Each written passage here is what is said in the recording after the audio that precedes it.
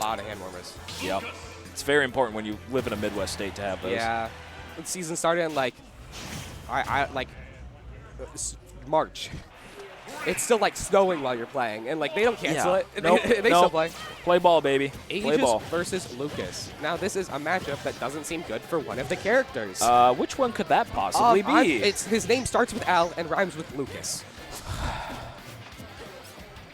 Gosh, I can't name it. God dang.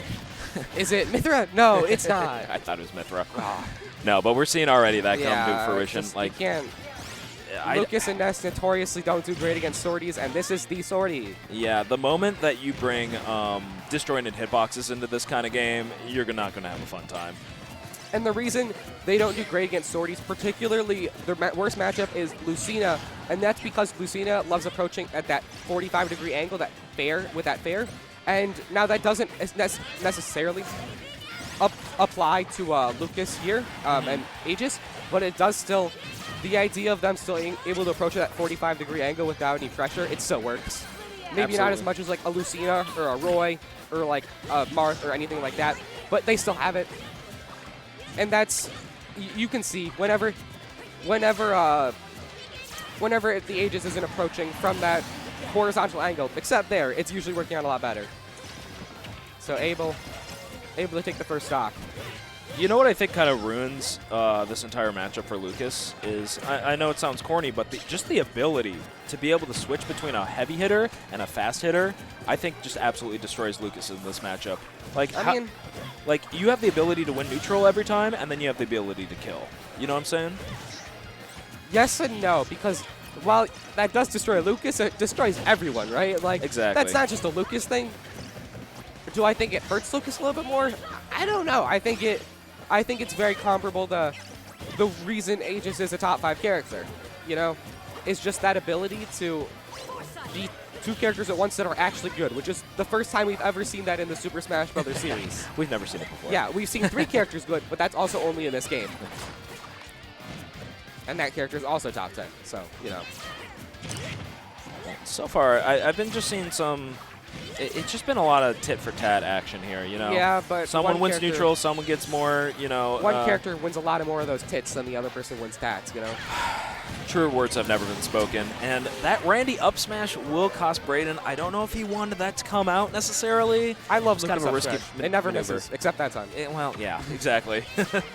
It always hits me. Whenever they use it, it always hits me. So, you know, it gotta be quick and nimble. That's all you need. Ooh, fantastic conversion. I'm surprised he can just do it again. I've seen Aegis players just rinse and repeat that. It looks like he's electing, though, to try to go with more firepower, if you will. Yeah, you know? he wants this. He feels like he wants the set to be over, and he wants it to be over fast. You know. I mean, he's playing against Lucas. You always want that set to be over. And game one, no. good DI by Brandyn there. That moves kill screen lies. You love to see snake it. rope-a-dope. Couldn't get it. I believe the ending to that combo is usually a back air, if I'm not mistaken. I was going to ask because I'm not familiar with that game. I've seen it before. It's a thing. I don't see much Lucas, but I know that's what happens from this. Trade. Still good DI by Brandyn. Dude, he's fighting for his life out there. Yeah. I'm loving every interaction I've seen from him the moment he was put on the ropes. He only needs to take 2 more just to... Oh. He's like, no, that combo, no, we're done here. I'm about to grab you out of this. Yeah, that's it. And I'm about to forward smash you to that's it. end game 1. Yeah. Can't say that's not what I expected from the matchup, you know? Yeah, it's just kind of a losing battle at the end of the day. Oh, crap. The person I think I have to play is a Min-Min. That's not good. You hate to see that. Well. You hate to see that. Hey, the Fox is coming back, guys. The Fox is coming back. Spencer lost to a hero yesterday. Who used to say that he can't lose. Hey, Spencer's lost to my instant. My first ever tournament. Everyone gets one. It was at the first Falcon Fight Night. Gosh. Which, rip. Rest in peace. It'll come back eventually. Moving into game 2, I want Brandyn to fight with that fighter spirit I saw on his last stop. I want him to start converting these combos because he's gotten a lot of those starters and he hasn't really converted into any of the big hits with the fairs or the bears or anything like that. I want to see some. Well, I'm already seeing a change, and that's his color. He went into edge mode, Lucas, and we're going to see if that makes the difference right now. Well, some people would say that's a reference, and I wouldn't get it, so I would agree with them. Yeah. I don't Mother 3. that. I'm not a weeb. I don't play Mother 3. I've heard that game's really good, actually. I won't actually diss that game. I've heard it's really good. It's not in English, so I don't understand it. Well, there's localized versions. Well, right? I don't believe in pirating. Oh, yeah, no, yeah. Sorry. No. Gotta respect the all-father Nintendo, you know. Can't. Gotta respect the capitalist Yeah. desires of our we have to support big Nintendo. big corpo, you know. Exactly. Gotta. No, it is always morally correct to pirate from Yeah, Nintendo. no. There's no exceptions. Unless Spectrum says no, and then you just have to say it. Morally, it may still be correct. And while we've been talking about very legal things, Aegis has been doing Aegis things. Yep. Oh my gosh, that shouldn't have happened. And that should be illegal. Outlaw down air. Something I want to observe a little bit more.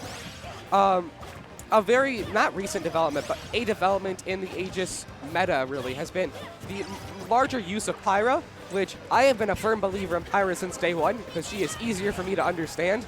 But actual Aegis players have also started to believe in her. At like low percents? Yes, even at low percents. That's nuts. And now Abel hasn't really been using it here, but earlier in the set and in this game, he was actually using it a lot to just look at that. We just see the change right now. 45% in neutral. 2 years ago, 1 to 2 years ago, that would never happen. Never. There's no reasonable reason that would have happened. Everyone thought that Pyro was just going to be the new Charizard. You know? Yeah, exactly. But now the reason for it is it's just a change of pace, you know? Like, your opponent has to change their game plan completely. Exactly. It doesn't let you... It forces you to not stick to the same habits that you kind of conducted yourself throughout the set. Which is why I'm also a little bit surprised at how inconsistently, I would say, Abel's changing. Because that's one of his character's biggest strengths, is how fast they can change.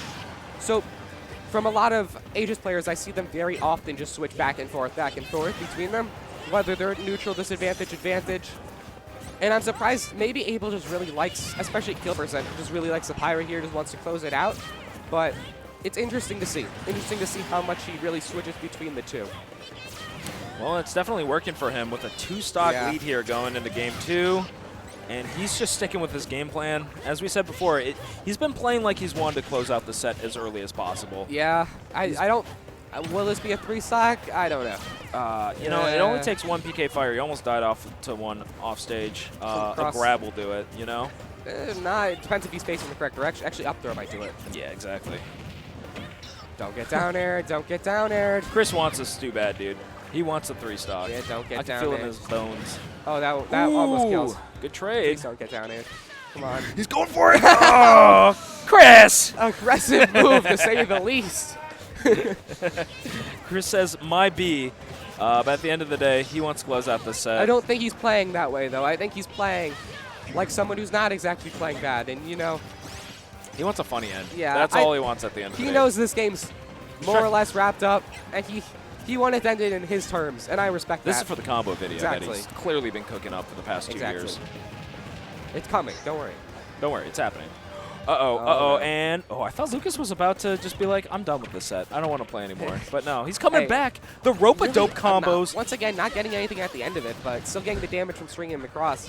We only see that at the last stock, which is amusing. Ooh, I love that. Smash. Fantastic. Now if he gets a stop. Ooh! Wait a minute. Christopher, you're getting cooked. Wait a minute. Now...